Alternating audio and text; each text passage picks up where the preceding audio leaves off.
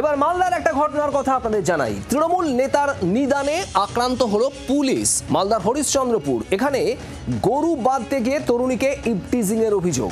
Police অভিযোগ দায়ের হয়, যদিও তারপরেও স্থানীয় তৃণমূল নেতার চাপে গ্রামেই বসে সালিশি সভা।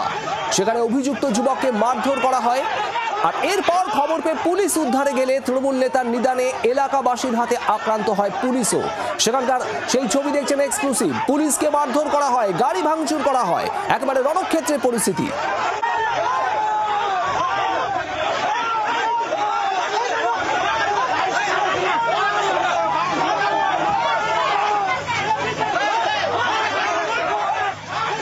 রণজয় সিংহ আমাদের প্রতিনিধি রয়েছেন আমাদের সঙ্গে। রণজয়, কে এই তৃণমূল নেতা যার নিদানে থানায় অভিযোগ দায়েরের পরেও গ্রামে সালিশি সভা বসলো আর এরপর পুলিশের উপরেও হামলা? তৃণমূল কংগ্রেস এই নেতার পরিচয় হচ্ছে তৃণমূল রাজ্যের মন্ত্রী তাজমুল হোসেনের অত্যন্ত ঘনিষ্ঠ এই তৃণমূল নেতা, এবং তারই নিদানে গ্রামে সালিশি বসেছিল। গতকাল বিকালে এই সালিশি সভা বসে এবং সেখানেই ধন্যবাদ কাণ্ড ঘটে যায় এবং সেইখানে যে অভিযুক্ত তরুণ তাকে নিয়ে আসা হয় এবং তার উপর চড়া হয় এলাকার বাসিন্দারা এবং তাকে মারধর করা হয় এবং সেইখানে সেই তরুণকে উদ্ধার করতে গেলে পুলিশ সেখানে আক্রান্ত হয় এবং পুরো ঘটনা ঘিরেই কিন্তু রণক্ষেত্রের চেহারা নেয়। পুরো ঘটনা সামাজিক মাধ্যমে ভাইরাল হতে শুরু করে এবং তারপরে পুলিশ ঘটনাস্থলে যায় এবং সেখানে গিয়ে এই পুলিশের উপর আক্রমণ করার জন্য 5 জনকে ইতিমধ্যে গ্রেপ্তার করা হয়েছে। তাদের বিরুদ্ধে আইনানুগ ব্যবস্থা নেওয়া হয়েছে। আরও যারা এই ঘটনার সঙ্গে যুক্ত রয়েছে তাদের খোঁজে তল্লাশি শুরু হয়েছে। পুরো এলাকা জুড়েই কিন্তু থমথমে পরিবেশ এবং এখনো পর্যন্ত এই ইভটিজিং এর শিকার এই তরুণী আতঙ্কে রয়েছেন এবং তিনি পুলিশের কাছে নিরাপত্তা দাবি জানাচ্ছেন। শুভদীপ। রণজয়, তোমার ধন্যবাদ। আর এই ঘটনার পর বিরোধীদের কি প্রতিক্রিয়া? সিপিআইএম এবং বিজেপির বক্তব্য শোনাবো আপনাদের। আগে তো বিরোধীরা মার খেত, এখন বিরোধীরা মার খাবার জায়গা নাই।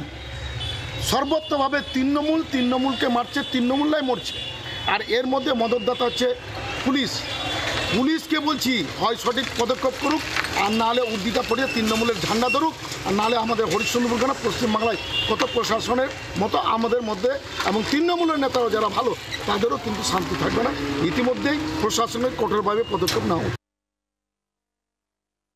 তৃণমূল সরকার যতদিন থাকবে ততদিন শাসকের রাজ চলছে। সবথেকে বড় কথা হচ্ছে বিডিও এরা, তৃণমূলের নেতারা, এসপিও এরা, আইসিও এরা, জেলা শাসকও এরা। এদের কাছে আইন বলে কোনো কিছু নেই।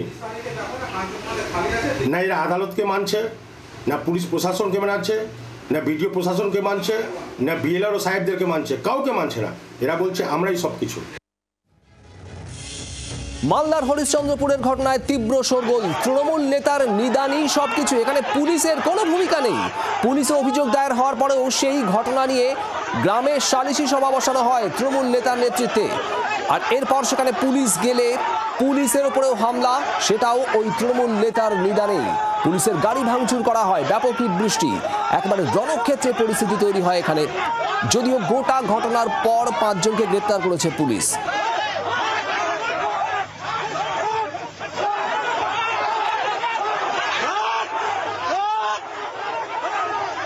গতকাল বিকেলে সেই ঘটনার এক্সক্লুসিভ ছবি আপনারা দেখছেন।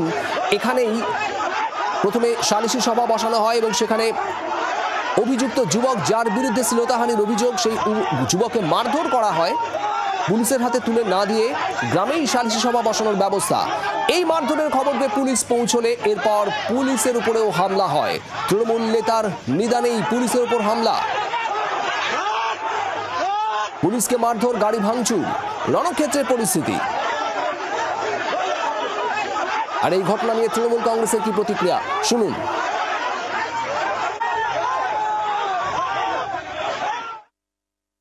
হয়তো ইভটিজিং এর ব্যাপার ছিল, হ্যাঁ, ওটা নিয়ে মানে আলোচনা করেছিল সবাই 15-20 জন। তো ওটা মানে করে দেওয়া যাবে। তো কি করে দেওয়া যাবে, মানে ওটা সলভ করে দেওয়া যাবে, এটাই মানে গ্রামবাসীর বক্তব্য। সেটাই বলতে যে আসামি উঠিয়ে নিয়েছিল, এবার গ্রামবাসী ন্যাশনালে ধাওয়া করলো। আসামি তো বিচার থেকে উঠিয়ে নিয়ে গেছিল পুলিশ, উঠিয়ে নিয়ে যেতে চাইছিল পুলিশ। বিচারে ওখানে বিচার বসেনি, আমরা ওই গাছতলাতে বসে আলোচনা করেছিলাম। ছেলেটা ছিল মেয়েদের বাড়িতে। বাংলার আওয়াজ, বাঙালির আবেগ, জি 24 ঘন্টা।